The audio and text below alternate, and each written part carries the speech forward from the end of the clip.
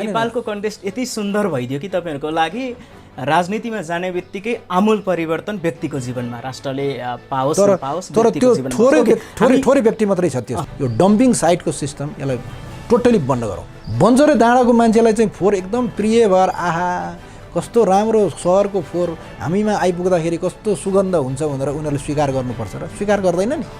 यो हामीले चाहिँ फोहोरको प्रशोधन केन्द्र स्थापना गरौँ। मिसिन अहिले त धरानमा यत्रो हर्क साम्बाङले चाहिँ मजाले मिसिन चलाएर खुरुर गरिरहेको छ, त्यो सानो स्केलमा गरेको छ। ठुलो स्केलको मिसिन लिएर समाजवादको आधारशिला भनेकै यही हो, घाँस बाँस कपास शिक्षा स्वास्थ्य र रोजगारमा मौलिक हक कायम गर्न सक्नु। अरूको लेपासो भन्ने एउटा शब्द छ नेपाली शब्दकोश अथवा गाउँ समाजमा। लेपासो लागेको दलले चाहिँ नि हामी एउटा समाजवाद कायम गर्छौँ, तपाईँले भने जस्तो घाँस बाँस शिक्षा स्वास्थ्य लगायतका आधारभूत आवश्यकता पुरा गर्छौँ भनेर कसरी विश्वास गर्न सकिन्छ? किन गर्न सकिँदैन? यदि यो पार्टीले पनि त्यो काम गर्दैन भने कसले काम गर्छ? नमस्कार, नेपाल दृश्यमा हार्दिक स्वागत छ। म सन्तोष गजमेर भान्जा। चुनावी मिति नजिकिएसँगै चुनावी सरगर्मी बढेको छ। यो सँगै प्रचार प्रसारको कार्यलाई पनि दलहरूले तीव्रता दिएका छन्। आज हामी चुनावसँग केन्द्रित रहेर कुरा गर्नेछौँ। आज मसँग नेकपा समाजवादीका युवा नेता रामेश्वर श्रेष्ठ हुनुहुन्छ। आउनुहोस् उहाँलाई स्वागत गरौँ। नमस्कार, स्वागत छ। हजुर, धन्यवाद। स्थानीय तहको निर्वाचनमा काठमाडौँ महानगरपालिकामा गठबन्धनको तर्फबाट उपमेयरको उम्मेदवार हुनुहुन्थ्यो। त्यस पश्चात तपाईँको चर्चा एकाएक चुल्यो। भलै तपाईँले त्यहाँ सफलता हात पार्न सक्नु भएन। त्यसपछिको राजनीतिक यात्रा कसरी अघि बढिरहेछ? हाम्रो पार्टीको तर्फबाट मलाई चाहिँ उपमेयरको उम्मेदवार बनाइए पश्चात हामी गठबन्धनकै तर्फबाट हामी उपमेयरको उम्मेदवार भयौँ। हामीले लिएको एजेन्डाहरू, हामीले भनेका कुराहरू र हामीले समाजप्रति गरेका जुन बाचाहरू थिए ती बाचाहरूको आधारहरूमा हामीले चुनाव जित्न सकिन्छ भन्ने हामीलाई लागेको थियो। ओके, चुनाव जित्न सक्नु भएन, त्यसलाई छोडिदिउँ। त्यसपछि त्यहाँबाट त्यो अवस्थाबाट सम्हालिएर कसरी अघि बढ्दै हुनुहुन्छ? अब चाहिँ के हो त भन्दाखेरि अब चुनाव हो, चुनावमा हामी असफल भइयो भनौँ होइन। म लगातार पार्टीमा क्रियाशील छु होइन। जनताको माझमा मैले गर्नुपर्ने कुराहरू, मैले जनताको माझमा राख्नुपर्ने कुराहरू, जनताको रेस्पोन्सिबल गर्नुपर्ने कुराहरू मैले गरिरहेकै छौँ। चुनाव सकेको त वैशाख 30 गते हो होइन। लगभग 3-4 महिनाको पेरिफेरी भइसकेको छ। यो पेरिफेरीमा कसरी काम भइरहेको छ भन्ने कुरो हामीले पनि निहालेर छौँ। अब फोहोरको समस्या लगायत के समस्याहरू अहिले देखिएको छ होइन। अब आलोचना नगरौँ, उहाँले प्रयास गरिराख्नु भएको छ होइन। त्यो गरिरहेको छ र अहिले फेरि चाहिँ चुनाव अगाडि बढेको कारणले गर्दाखेरि अब मङ्सिर 4 गते फेरि चुनाव भनेर भनेको छ होइन। अब त्यहाँ म जहाँ ठाउँमा बस्छु त्यो ठाउँका जनताहरूले अब भलै अरू ठाउँबाट मलाई अलिक कम भोट आए पनि जहाँ म बस्छु त्यो ठाउँको 4वटा वडामा चाहिँ मलाई अधिकांश भोट आएको ठाउँ होइन। अधिकांश उहाँहरू जसले जित्नु भएको छ उहाँहरूकै हाराहारीमा कुनै ठाउँमा मैले जितेको छु होइन। त्यो हाराहारी भोट आएको ठाउँ भएको कारणले गर्दाखेरि पार्टीले पनि पत्याएर अब हिजो भर्खर सम्पन्न भएको हाम्रो पार्टी कमिटीको बैठकले चाहिँ अब कांग्रेस र हाम्रो गठबन्धन गर्दाखेरि, माओवादी सहितको गठबन्धन गर्दाखेरि कुन भागमा के पर्छ ठेगान त छैन। तर पार्टीले यदि हाम्रो भागमा पर्यो भने सर्वसम्मत रूपमा तपाईँ जानुपर्छ भनेर एउटा निर्णय गरेर पठाएको छ। भनेपछि महानगर स्थानीय निकाय महानगरमा हार बेहोरे पश्चात पनि तपाईँ अझै ठुलो क्षेत्र आफ्नो दायरालाई बढाउँदै प्रदेश काठमाडौँ जिल्ला क्षेत्र नम्बर 9 को कबाट उम्मेदवारी दिँदै हुनुहुन्छ। हजुर, किन भन्नुखुन अब हामी राजनीतिक मान्छे होइन।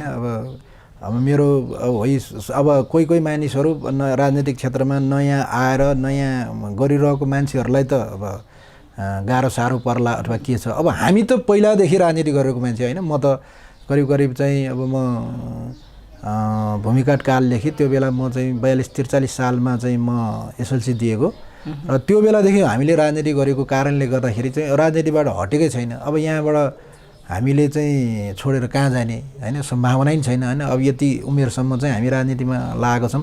अब योबाट हामी कहाँ जाने त्यो अर्को बाटो पनि छैन।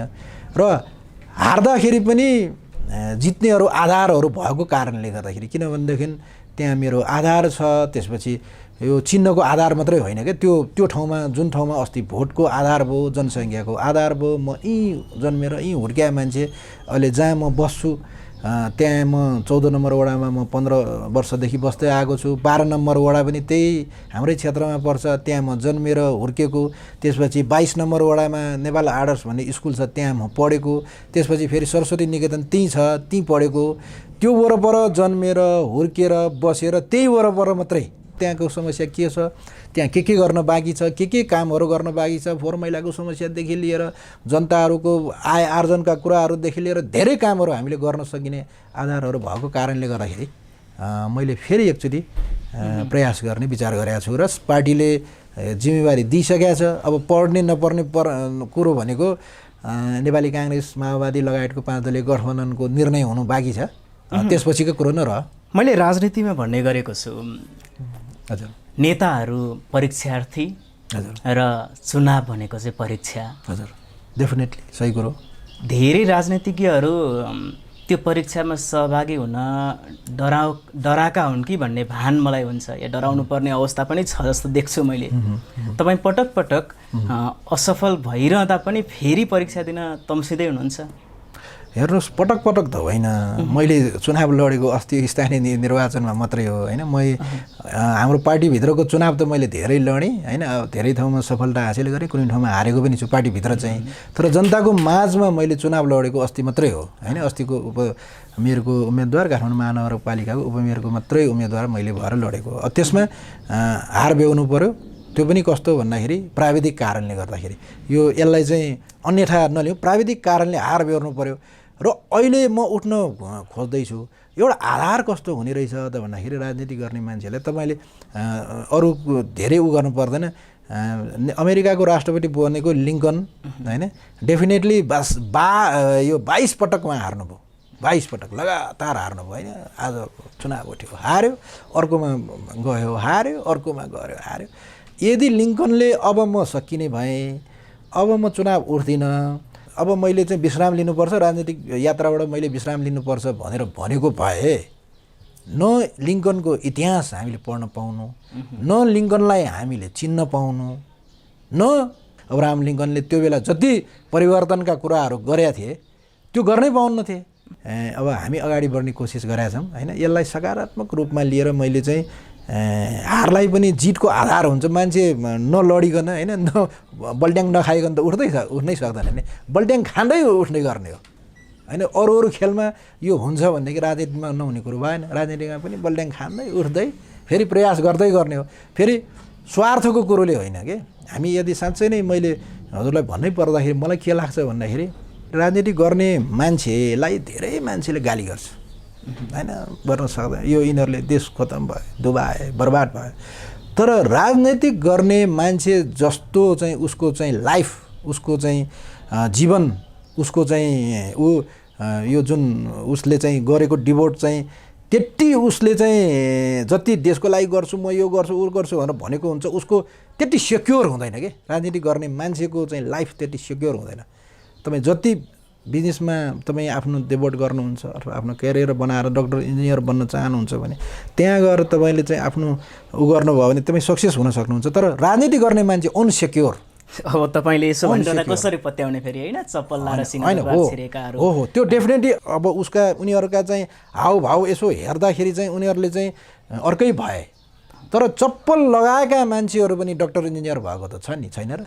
चप्पल लगाएरै आएका मान्छेहरू पनि ठुला पत्रकार भएको त छन् नि। डेफिनेटली काठमाडौँमा जति पनि पत्रकारहरू आएको छन् चप्पल लगाएरै आएर ठुला पत्रकार भनेको एक किसिमको सेक्युरिटी त छ राजनीतिमा पनि होइन, नहुनु पर्ने होइन त्यो समाजसेवा होइन, चप्पल लगा नेपालको कन्टेक्स्ट यति सुन्दर भइदियो कि तपाईँहरूको लागि राजनीतिमा जाने बित्तिकै आमूल परिवर्तन व्यक्तिको जीवनमा राष्ट्रले पाओस् नपाओस्। तर त्यो थोरै व्यक्ति मात्रै छ त्यस्तो है। तपाईँले हेर्नुभयो भने जो थोरै व्यक्ति छ त्यो चप्पल लगाएर आएर चाहिँ बनेका मान्छेहरू थोरै व्यक्ति छ।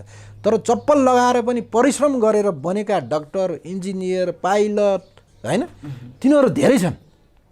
त्यो चप्पल लगाएर पनि सफलताको परिश्रम गरिसकेपछि सफलताको पाइला चुम्ने त्यो अरू फिल्डका मान्छेहरू धेरै छन्। राजनीतिमा चप्पल लगाएर आएको व्यक्तिहरूले त्यो शिखर चुम्ने मान्छेहरू थोरै छन् के। तर उदाहरण दिने बेलामा तिनीहरूको उदाहरण दिइन्छ। चप्पल लगाएर आएकाहरूले यसो गर्यो भनेर उदाहरण उनीहरूका दिइन्छ। अनि सबै राजनीति गर्ने मान्छेहरूलाई चाहिँ के भन्छ भने हेर्नुहोस्, यी चप्पल लगाएर आएका मान्छेहरू अहिले यस्तो भयो भनेर गाली गर्छन्। वास्तविकता त्यही छ, त्यसलाई हामी छोड्दियौँ। ओके, तपाईँको व्यक्तिगत जीवन, व्यक्तिगत राजनीतिक जीवनलाई आधार बनाएर कुरा गरौँ। तपाईँले अघि बडो मजाले मलाई मेरा क्षेत्रका चाहिँ नि जनताले साथ दिन्छन्, साथ दिए, त्यसै कारण म प्रदेशमा जाँदैछु भन्नुभयो। अब साथ कति दिए भन्ने कुरा त हामीले स्थानीय तहको निर्वाचनमा देखिसक्यो होइन, आम दर्शकले पनि देखि नै सक्नुभएको छ। चुनाव जित्ने आधार के छ? यस्तो चुनाव जित्ने आधार के छ त भन्दाखेरि अस्तिको चुनावमा हामीले उठाएका वडा अध्यक्ष, हाम्रो पार्टीले वडा अध्यक्षहरूको भोट एकदम कम थियो होइन। मेरो भोट त्यहाँ डेफिनेटली धेरै बढी थिए होइन, धेरै बढी थिए। करिब नेपाली काङ्ग्रेसकै आधारमा मेरो भोटहरू थिए होइन, एमालेकै आधारमा मेरो भोटहरू थिए। त्यो जुन 4वटा वडाहरूमा त्यो भोट त छँदैछ। अर्को एउटा कुरो मैले तपाईँलाई भन्नै पर्छ, म त्यहीँ जन्मेर त्यहीँ हुर्केको मान्छे, मैले त्यहाँको माटो सबै बुझाएको छु।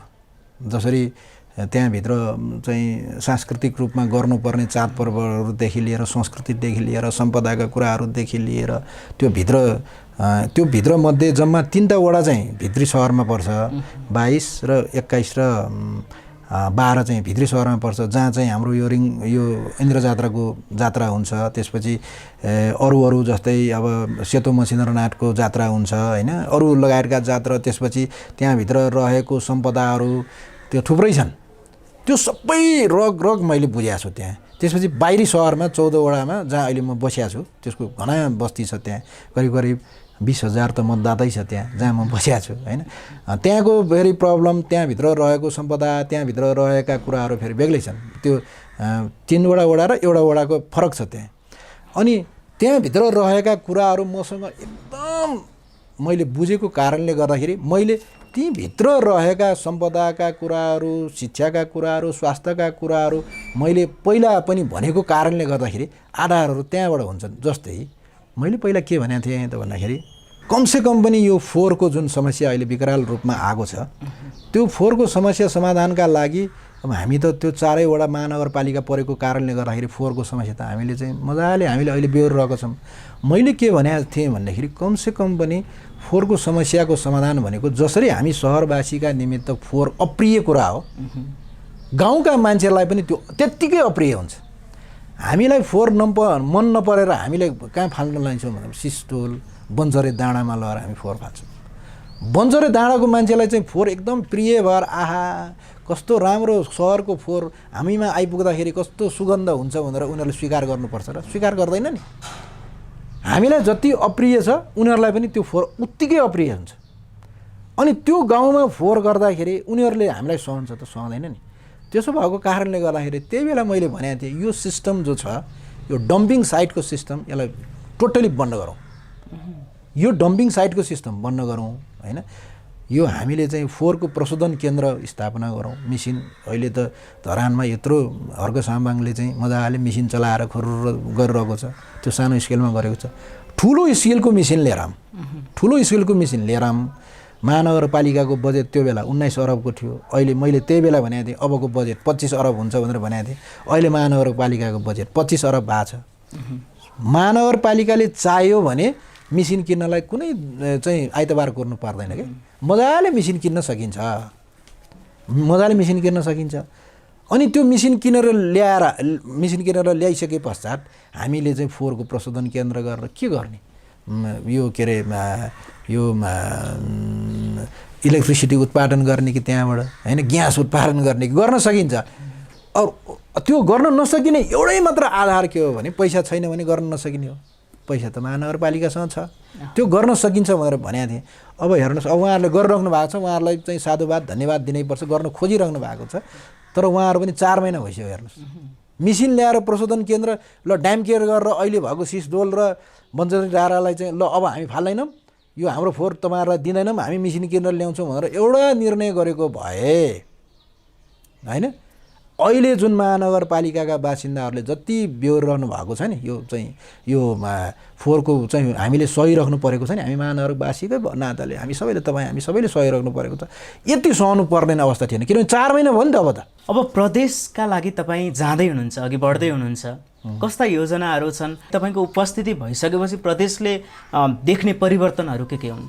मेरो पहिलो प्राथमिकता के हुनेछ त भन्दाखेरि मैले अघि भने जस्तै सबभन्दा ठुलो पहिलो मेरो प्राथमिकता भनेको यो सुशासन हुनु पर्यो हैन, त्यसपछि चाहिँ भ्रष्टाचार मुक्त हुनु पर्यो र अर्को कुरो भने शिक्षा स्वास्थ्य र रोजगारको त्यहाँ ग्यारेन्टी हुने गरी त्यो तयार गर्नु पर्यो। त्यो के अरे नियमावली विनियमावली हुन्छ नि, त्यो विधायकले तयार गर्ने प्रदेशले त्यो प्रत्याभूत गर्नु पर्यो, गर्नै पर्छ क्या त्यो।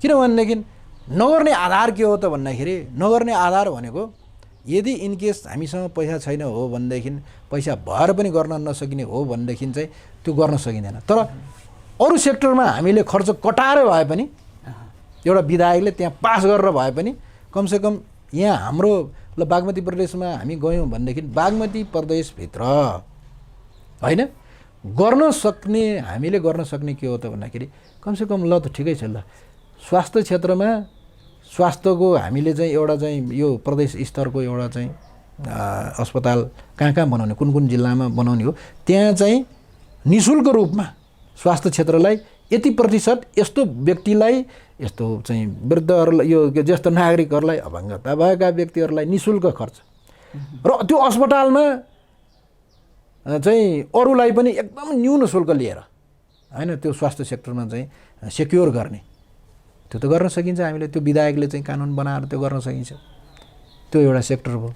अर्को एउटा सेक्टर हामीले चाहिँ ल शिक्षाकै सेक्टरमा भन्ने हो भनेदेखि पनि मैले त भनिहालेँ, त्यो कमसेकम पनि एउटा गरिब मान्छेहरू जोसँग पैसा छैन तिनीहरूलाई पनि माथिल्लो चाहिँ यो शिक्षाहरू जस्तै डक्टर इन्जिनियर बन्नका लागि त्यो बाटो खोलिदिनु पऱ्यो क्या। पैसा भएको मात्रै मान्छे बन्ने, पैसा नभए मान्छे नबन्ने जुन नेपालको परिपाटी छ त्यसलाई चेन्ज गर्नु पऱ्यो। पैसा नभए पनि यति मार्क्स ल्यायो भने त्यसको रेस्पोन्सिबिलिटी गभर्मेन्टले हेर्ने भनेर भन्नु पऱ्यो नि त, गभर्मेन्टले हेर्छौँ भनेर भन्नु पऱ्यो नि त। जस्तै अघि मैले महानगरपालिकाले हेर्छौँ, म पुगेँ भने महानगरपालिकाले हेर्छौँ भनेर भने जस्तै त्यो विधायकमा नि के गर्नु पऱ्यो, यति प्रतिशत ल्याएको विद्यार्थी जो जेनदार छ, इमान्दार छ, डक्टर बन्न योग्य छ, इन्जिनियर बन्न योग्य छ, पाइलट बन्न योग्य छ, वकिल बन्न योग्य छ, ती व्यक्तिहरूलाई नेपाल सरकारको खर्चमा, प्रदेश सरकारको खर्चमा तिनीहरूलाई पढाइदिने। कोही कोही मान्छे त त्यो खर्च लिँदैनन् पनि होला, किनभने पैसा भएकोले लिँदैन, नेपाल मलाई चाहिँदैन भनेर भन्छन् होला नि। तर पैसा नभएको मान्छेलाई त दिनु पऱ्यो नि त, त्यो प्रत्याभूति हामीले गर्न सक्नुपर्छ त्यहाँ गएर।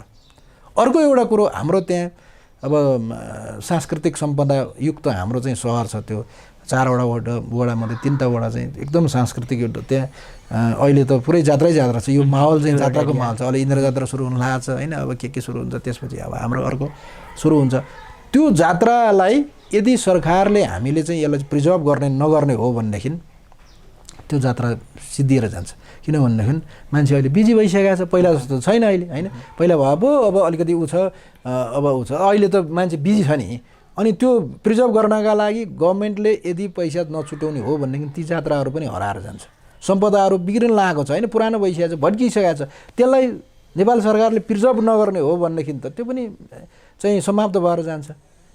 अब त्यसलाई चाहिँ सरकारले हेर्नै पर्छ, जात्रा त्यहाँ भएको संस्कृति सम्पदा गर्नै पर्छ। कसले गर्नुपर्छ भन्दाखेरि नेपाल सरकारले नै गर्नुपर्छ।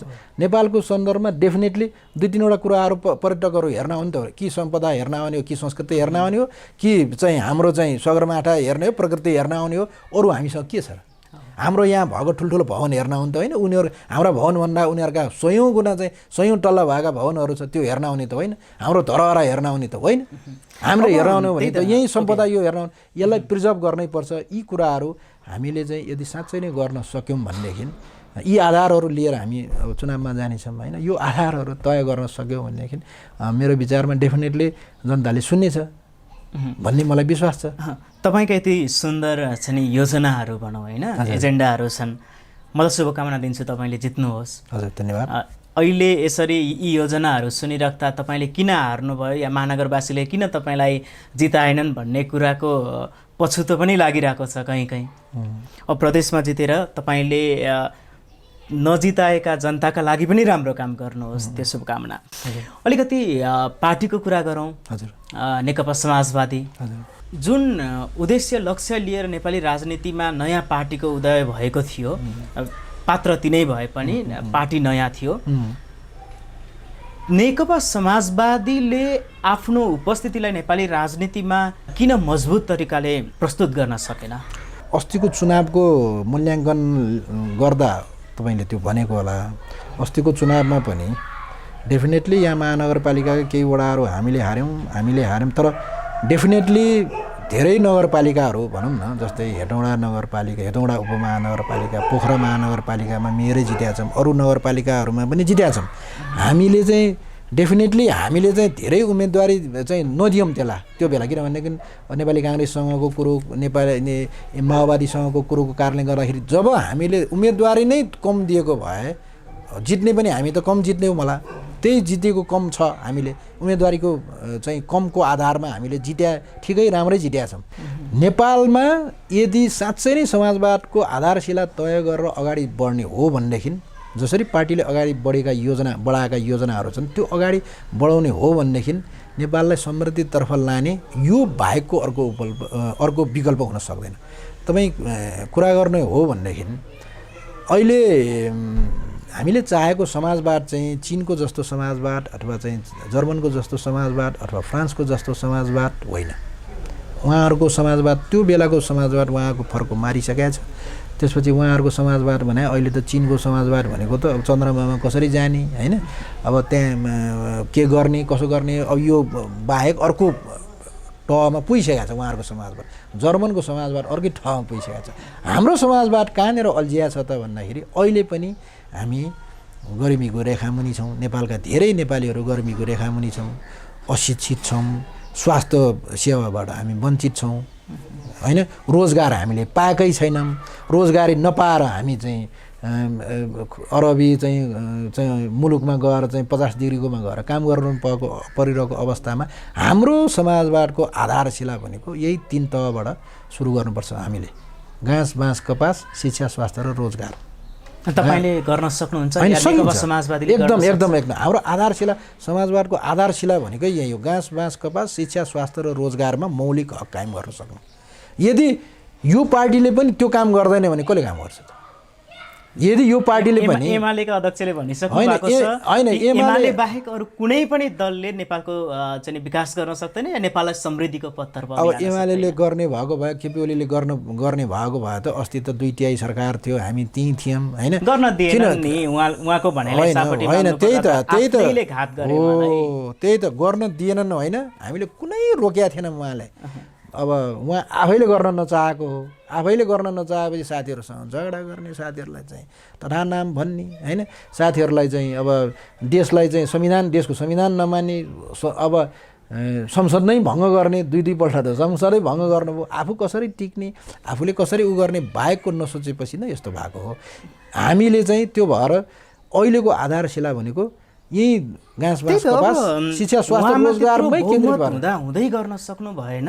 अब तपाईहरू अरूको लेपासो भन्ने एउटा शब्द छ नेपाली शब्दकोश अथवा गाउँ समाजमा, लेपासो लागेको दलले चाहिँ हामी एउटा समाजवाद कायम गर्छौँ, तपाईँले भने जस्तो घाँस बाँस शिक्षा स्वास्थ्य लगायतका आधारभूत आवश्यकता पुरा गर्छौँ भनेर कसरी विश्वास गर्न सकिन्छ? किन गर्न सकिँदैन?